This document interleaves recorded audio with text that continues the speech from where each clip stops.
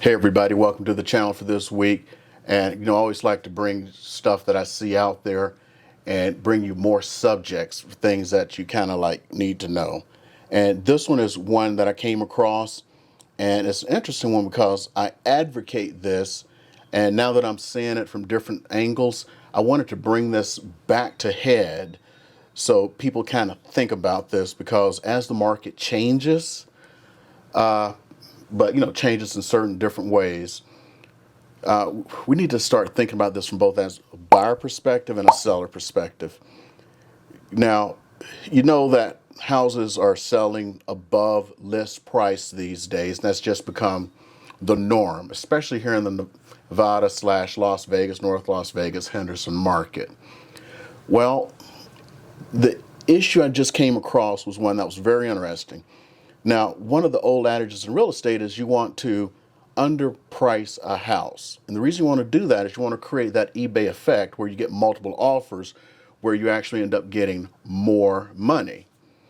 So I just came across a situation where there was a house that was underpriced and undervalued. So you would expect to have multiple offers on it. Very nice house, right? House did have multiple offers, and the offers were above list price, but they did not come to the value of the home based upon current sales. Let's take that in for a second.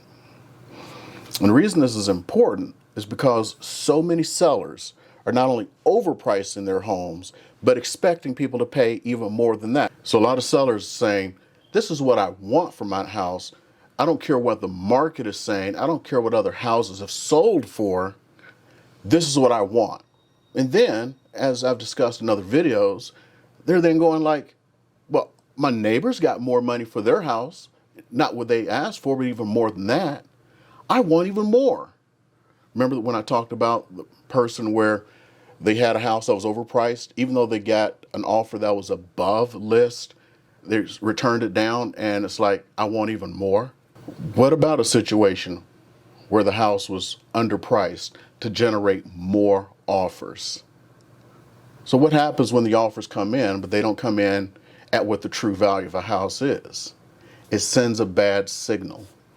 Well, that seller is going to say, okay, now raise the price so I'll get proper offers.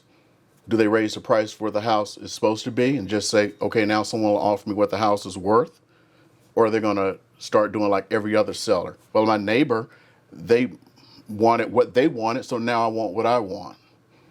This is how we kind of ended up in the situation where we're in, where people are just going to go, I want what I want. I don't care what the market is. If we're going to ever get back to a normal market, we need to do this, because think about that seller. Think about the buyer. If you're a seller, at some point you got to buy unless you're leaving the country, going to another part of the country. If you go to another part of the country and the same thing's happening, what are you doing? Same thing's happening there probably, possibly. If you're a buyer, what are you doing? You think you're saving money? All you're doing is antagonizing someone to a point where here's what they're going to do. They're going to tell their neighbors, you know what? My realtor told me I need to underprice the property so I'll get even more money. You know what? It didn't work. They offered me less than my house was worth. The house across the street sold for $450. It was the exact same floor plan as mine. My realtor told me to list it for $400 so we can get $460, which is an age-old practice, and it works. But when buyers come in and they offer, let's say $420, $430, and the house is worth $450, what happens? Are you going to take that? No. Even though you listed the house for $400, knowing it was worth $450, you're trying to get $460. When things are the way they are, you still have to look at value and what other things are selling for. I know people want a bargain.